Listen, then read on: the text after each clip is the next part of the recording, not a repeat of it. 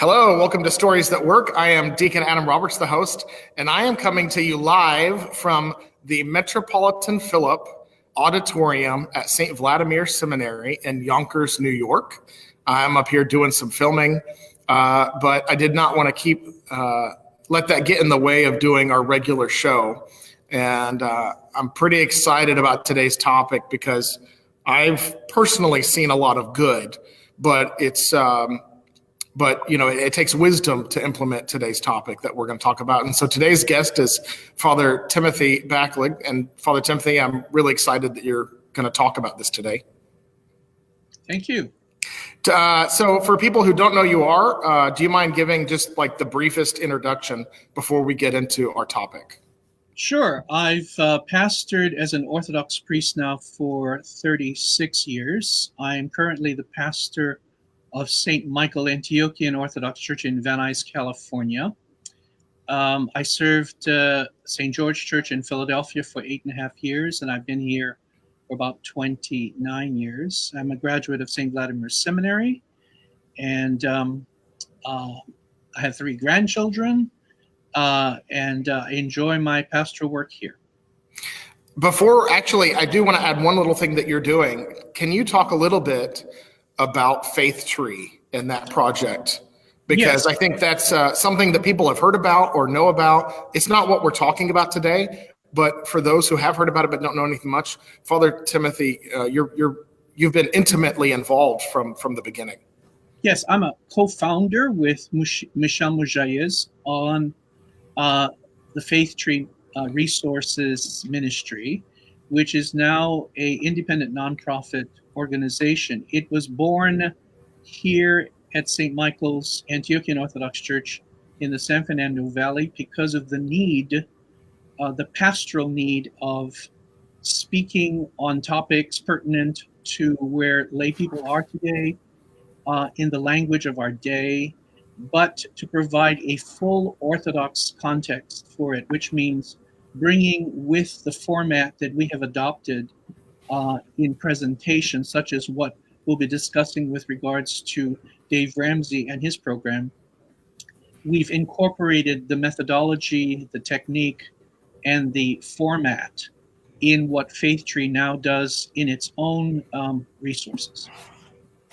Yeah, he has a lot more that he's developed and offers for those who don't know. I live in his backyard in Franklin, Tennessee. That's where Dave Ramsey is based. And he's got so many different things he does with entree leadership and mentor groups and a lot of great things that he offers. And from everybody I know in Franklin, we're glad that he lives near us and has his ministry there.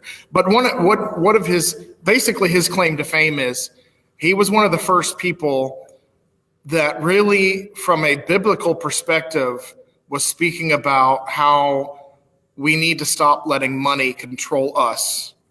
And he has an incredible amount of scriptural quotes on what our relationship should be like with money. And I know that you guys ran a Financial Peace University course at your church, and I heard generally positive things. I don't know all the specifics. And I do know there's concerns around running this course in an Orthodox church. So I'm hoping we can get into all of those different facets. Very good. I was first concerned when we had discussed in the parish the program that I had reviewed. I was concerned because it is not an Orthodox source. That is, it's not the presentation made by an Orthodox theologian or an Orthodox credentialed pastor or minister as such. So what I did was I first checked to see who had done it in the Orthodox Church. And I was pleasantly surprised to find that there was a local Antiochian church and a local Greek Orthodox church that had used the program. So I had questioned the pastors about its use. They were very favorable.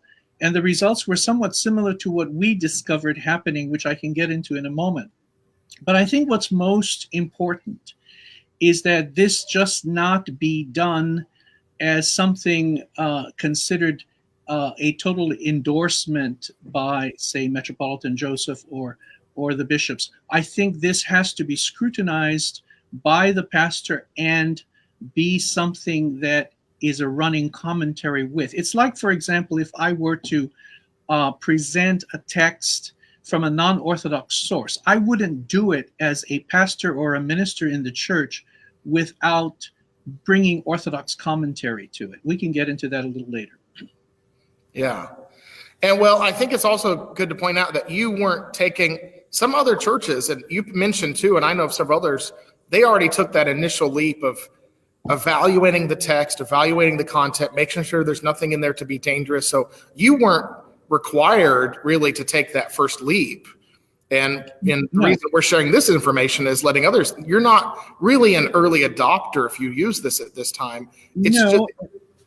I think though what we have to recognize as Orthodox pastors, if we don't already, is that there are areas of our church life that some pastors are already using non-Orthodox sources because of the need and the lack of resources. This is one of the reasons why Faith Tree was established. For example, Vacation Bible School. I mean, it was not until recently that departments began really exploring how to orthodoxize, if there is such a word, or to put credentials behind a Vacation Bible School program, or say Christmas programs where it's dramatized with a church school program.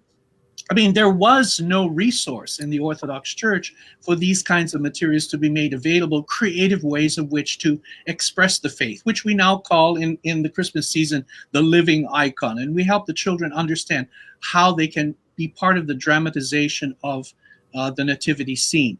But again, with an Orthodox presentation that is now currently being produced by various sources. What made you look into Financial Peace University? What was happening at your parish that you felt like this might be something that would help you? I think as a pastor as a whole, and my experience as a priest in the Archdiocese for many years, and having been a Protestant convert, I found that this was a great dilemma in our church. We have had very little difficulty having fundraisers in the parish. We have had very little difficulty raising monies by family activities and so forth. But when it comes to church management, when it comes to also giving to the church, we found that this continues to be a dilemma. Yet we know that among the Orthodox in a demographic of religions in our country, the Orthodox and the Greek community and so forth, the Jewish community are some of the most educated and some of the most financially successful people in church groups. So the question is, why is our church struggling with this issue? And a lot of it has to do with the question of how do we present a good, healthy stewardship program?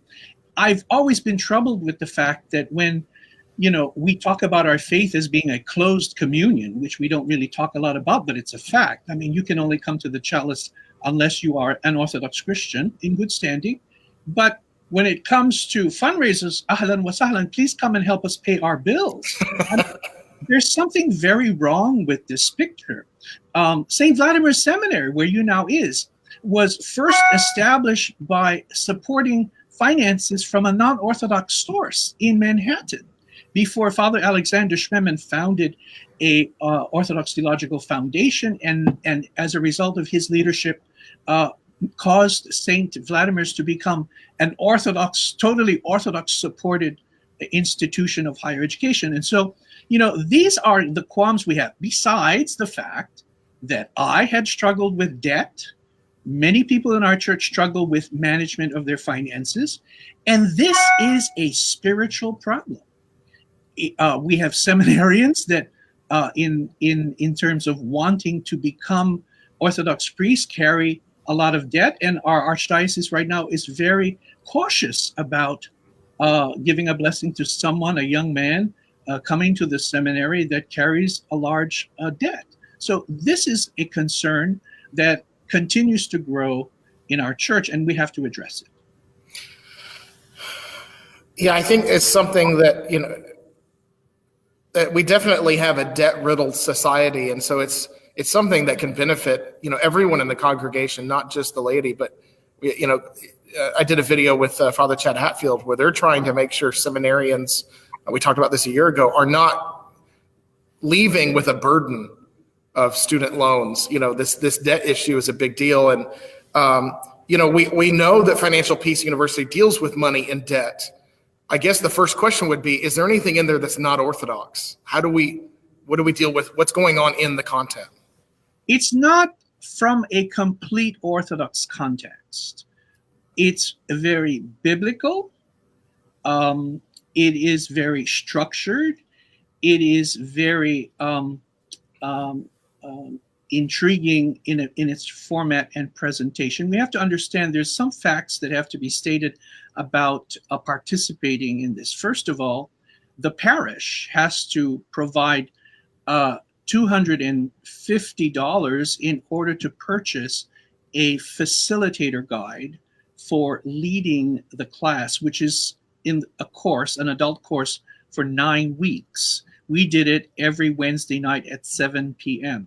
And each participant has to send in $99 to register to Dave Ramsey's company in order to receive the full box packet of materials that are very valuable, very important, very helpful. So there's a financial aspect in terms of being able to run the program. Now, this shouldn't be a detriment, but Faith Tree also develops its programs with this in mind, because in order to have and to produce quality materials today, it takes money.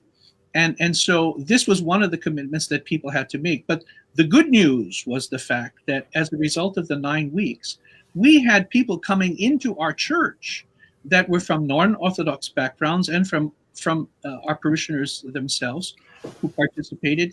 And half of them were non-Orthodox. Some of them were Jewish. Some of them were Catholic. Some of them were Protestant. And it became a tremendous vehicle for which, with our hosting it, to provide an Orthodox context for the subject of stewardship and money management. And at the end of the course, because Dave Ramsey has a very detailed technique and strategy, we were able to verify that $290,000 of debt were erased from the participants in the group. And we're talking about close to 70 people. The attendance the 9 weeks was 100%. Why? Because they dished out $99 to attend the course. And of course, in order to be certified as having done the course, you have to attend the sessions. So this was the good news. We had built relationships with people that were not Orthodox, and there are 3 families from that particular course that are still connected to our church, one of which are catechumens. Wow. So you had unexpected blessings in growing your community, basically your relationships outside of St. Michael's. That's correct. Absolutely. Yeah. So you said there's a facilitator's guide. Is there any concern about who leads this course? Does it matter? Can just anybody pick that? It does matter, because I believe firmly that in presenting this material, which comes from outside of our church, there be a facilitator or a moderator, and most definitely the pastor present and involved in the whole dialogue and discussion. Because besides the biblical sources, we know that our tradition provides us with many resources from the patristic father, St. John Chrysostom, who has something to say about stewardship and about management. The biblical references are absolutely important. A good portion of our Lord's parables are dealing with, I don't want to say necessarily money, but comes out of the context of a mercantile society in the first century, of which we are still very much a part of, and which people of the Orthodox community understand a great deal, because many of them are involved in business. So yes, there are concerns. The pastor should be in charge. The pastor should review the material thoroughly before it's presented. And if he so designates a facilitator, have complete confidence that that facilitator will be leading a discussion from an Orthodox context, besides just presenting the materials. And if I understand correctly, this is, you touched on this earlier, this is kind of across the board. We have lots of non-Orthodox resources entering into our churches that are useful, but we have to make sure the commentary is presented. And so if we take maybe one of the most popular, I would say maybe the most popular non-Orthodox resource that's introduced constantly is C.S. Lewis, because of how much. He would be canonized a saint if he were. Yeah. But canonically, our bishops are very adamant about not having anyone speak in the church that does not teach from an Orthodox context. And so we as pastors have to be very careful about just say we endorse the Dave Ramsey Financial Peace University without being in charge in the format and the presentation within the church. For example, our bishop does not allow for an individual to give a eulogy in the church, only the pastor. There are precautions there because, if you open up the ability to speak in the church to a non-Orthodox, it could be a Protestant minister, and that minister could then have the floor and begin teaching a doctrine extemporaneously without review that is totally not Orthodox. So there are canonical reasons for which we have to respect and adhere to and comply with in order to protect the church from not having a full and complete Orthodox presentation from just a biblical lesson per se. I mean, the material is good, the material is excellent, the format is superb, and I think the format has a lot to do with attracting people to be able to listen and to absorb the material effectively, which is why we have basically learned from people like Dave Ramsey in developing our Faith Tree resources as to how to present teaching materials that keep people engaged, involved, and get them committed to the Orthodox way. The next thing I want to say, and you touched on this earlier, and you said some of your guests, were from different religious backgrounds. Even though Financial Peace University comes from a biblical background, he has a lot of people from other religious backgrounds, no religious background, that go through and benefit and appreciate what he shared, because he's just collected all of the financial wisdom throughout the Bible and put it and presented it in a way so people can say, okay, this is why debt is bad. This is why you need to spend less than you make. And this is how you should save and in what order you save. And this is why it matters. And so he's collected it all from the Bible, but he has tons of people go through this that are not interested in Christianity at all. Yes, that's true. Here's the thing. When we ask ourselves the question, why is stewardship a real hot and difficult topic in the Orthodox Church? I can think from my own experience why. Many of us that came from the Protestant church communities into Orthodoxy brought into the church this notion of tithing. Tithing is a very hot topic. Tithing comes from an Old Testament law.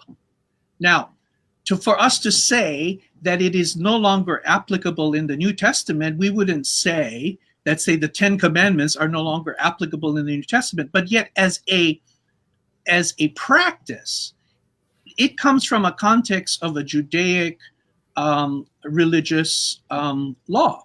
So there are many issues that pertain to how tithing is presented in the Orthodox Church. If you think in terms of stewardship from a New Testament perspective, Christ demands, expects, anticipates that we are totally given, totally committed to turning over all that we have and declaring that everything we have is God's. I mean, that's where we begin with in order to understand tithing. But the point of the matter is, even this archdiocese had in many years prior to Metropolitan Joseph, a tithing program from the Department of Christian Education, which never got to first base.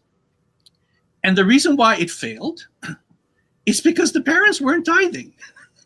So you can't teach children something that is not experienced, that is not practiced in the home and believed by the parents. But yes, there are many principles that people outside of the Orthodox Church gain from just reading the Bible. But for us, Orthodox, there's a broader context.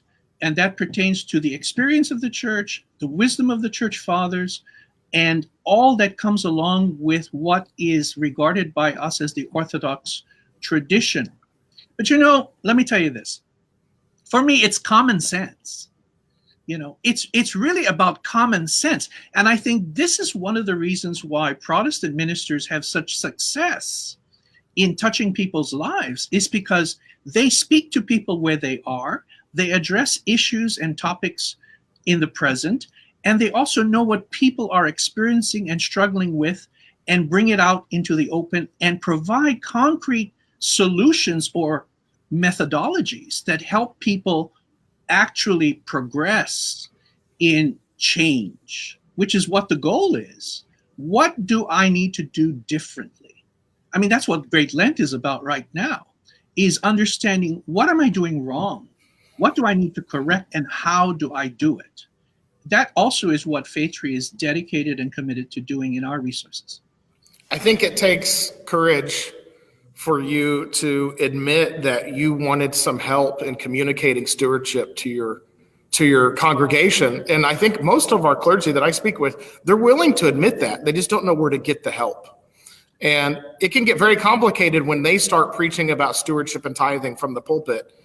And very good men with very pure hearts can be taken very much the wrong way. And so this outside resource, if you want to speak to that perspective. Yes, again, you have to know who your audience is. And that's what being a pastor is. You have to know your flock.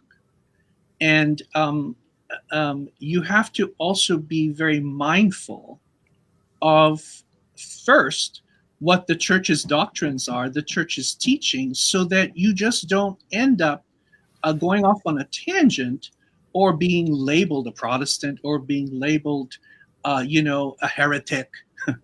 And so it takes educated clergy in the tradition of the church to be able to effectively use these materials. Now, using the materials is one thing, and the format of the presentation is another. And one of the effective means of the Financial Peace University is the fact that it is a video presentation within a time frame of the 1 hour format, a workbook that provides each student to be able to take notes in filling in the blanks on the sequence of what the presentation is, pages for discussion and journaling, and also a concluding session. So this is a format that has been effective in not just being a monologue, and this is one of our objectives in Faith Tree. The church was never intended to be a monologue, but a dialogue. Think of all of Jesus's conversations. His conversations were not the same to each person he spoke with.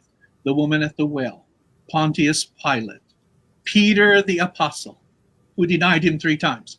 I mean, we have to know who our audience is, but we have to know where we're leading them and where we're going into God's kingdom in a full Orthodox way. Could we finish? We're kind of running out of time, so I think it might be good to finish with a lasting financial blessing that has resulted of you going, your parish going through this course. I'm sure it somehow affected. It changes the way you think about money and the way the leadership of your church thinks about money. So, can you mention something that it is? It sure has. We're currently in a building project at St. Michael's in Van Nuys. Building an Orthodox structure is not like building 4 walls. It's very tedious, very strenuous, and it takes some real education. We were adamant not to build a church in debt, being in debt.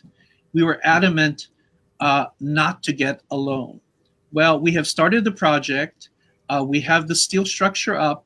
We've gotten approval for our plans. We have no debt and we have no loan. And our goal is to complete the building without a loan. I'm not sure if we're going to get there, but our founders were adamant about not getting debt. Why? Because you end up paying the bank money that you can use.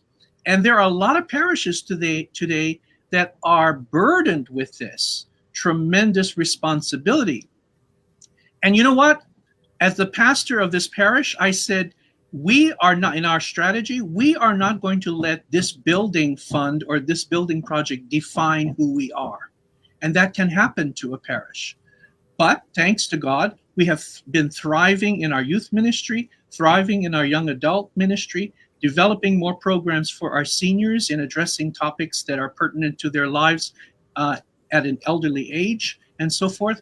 And so we have been successful in using the principles that we have acquired, not only from the Bible, but from our tradition, and more importantly, from the participation in the Financial Peace University program. Well, I think that comes to the end. I don't see any questions in our comment section. Just to give a quick review for anybody who came on late, we've been talking about mostly Financial Peace University, how it was implemented, the wisdom that needs to go with it when it's implemented, the direct involvement of the priest, because we're introducing a non-Orthodox resource. And so we need to make sure it has Orthodox commentary from someone we can trust, that there's been lasting benefit financially in your church. And one of the surprise factors for me, and I think it was for you guys too, is the amount of non-Orthodox people that came to your church, went through the course, and that several of them still have a relationship with your parish. And that's not even why you did it. I love outreach efforts where you're just trying to help improve the overall community. And this is what happens, is this outreach effort of connecting with people and the lasting impact that has on them. And we don't, some of those families you may never see again on this earth, but you probably had an effect on their hearts that you offered this. And those people that attended now know who we are. I mean, yes. There are so many times when a person's lasting impression of the Orthodox Church has to do with maybe attending a funeral or maybe attending a baptism, and that's it.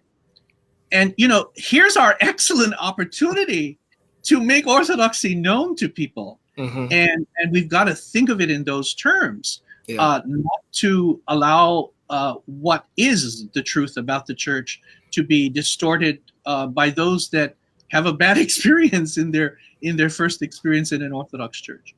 Well, we've been coming to you live, coast to coast, literally. I don't always get to say that, but I am at St. Vladimir Seminary in Yonkers, New York. Father Timothy, you are in Van Nuys, California. So we're a couple thousand miles away from each other. I think technology lets us have this great conversation so that you could share a story that works. And I really appreciate the time that you put into being on here. Father Timothy put extra effort above some of my other guests because we had to overcome some technical hurdles, and he was willing to do it. And I am so thankful that you went through those hurdles so that we could share this valuable story. Thank you, Deacon. All right. God bless, and I look forward to seeing you next time I'm out there. All right. Take care. All right.